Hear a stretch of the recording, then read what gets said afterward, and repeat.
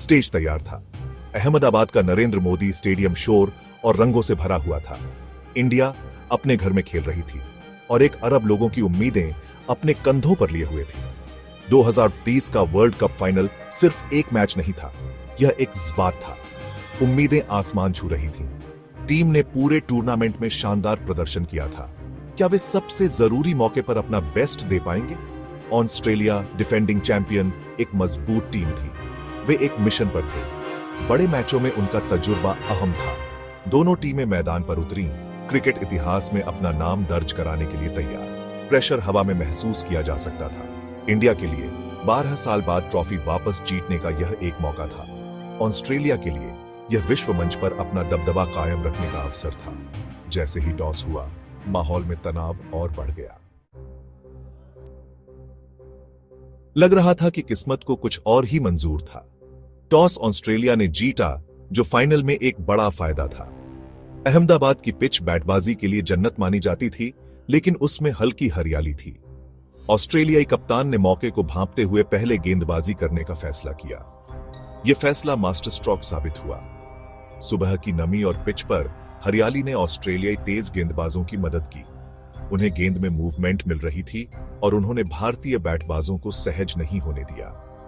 गेंद आसानी से बल्ले पर नहीं आ रही थी और रन बनाना मुश्किल हो गया था। टॉस ने अहम भूमिका निभाई। शुरुआत से ही खेल का पलड़ा ऑस्ट्रेलिया के पक्ष में झुका दिया। यह इस बात का एक और उदाहरण था कि बड़े मौकों पर छोटी छोटी बातें कितना बड़ा असर डाल सकती हैं।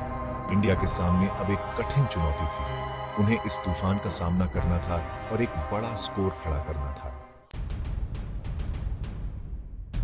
ऑस्ट्रेलिया ने योजनाबद्ध और आक्रामक बैटबाजी की। खास तौर पर ट्रेविस हेड शानदार फॉर्म में थे। उन्होंने भारतीय गेंदबाजों पर हमला बोला, उन्हें अपनी लय स्थापित नहीं करने दी। उनका शतक उनके आक्रामक खेल और मौके का फायदा उठाने की क्षमता का प्रमाण था।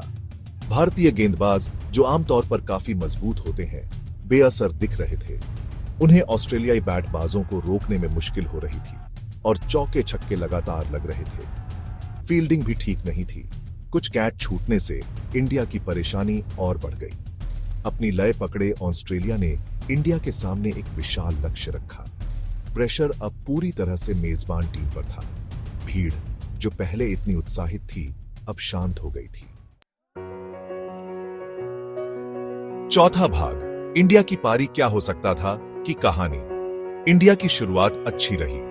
रोहित शर्मा और विराट कोहली, भारतीय बैटबाजी के 2 स्तंभ, अच्छी लय में दिख रहे थे। वे अच्छी बैटबाजी कर रहे थे, आसानी से चौके लगा रहे थे। एक पल के लिए ऐसा लगा कि इंडिया एक असाधारण जीत हासिल कर लेगा। हालांकि क्रिकेट एक अनिश्चित खेल है। एक विकेट मैच का रुख बदल सकता है, और ठीक यही हुआ। रोहित शर्मा के आउट होने के बाद विकेटों का पतझड़ शुरू हो गया। मध्यक्रम, जो पूरे टूर्नामेंट में असंगत रहा था, प्रेशर में चरमरा गया। कोहली के शानदार प्रयासों के बावजूद इंडिया लक्ष्य तक नहीं पहुंच सका। 1 अरब लोगों का सपना चकनाचूर हो गया था। ड्रेसिंग रूम निराशा से भरा था। खिलाड़ियों ने अपना सब कुछ झोंक दिया था, लेकिन उस दिन यह काफी नहीं था। 5वां भाग, आगे की राह, भारतीय क्रिकेट का भविष्य।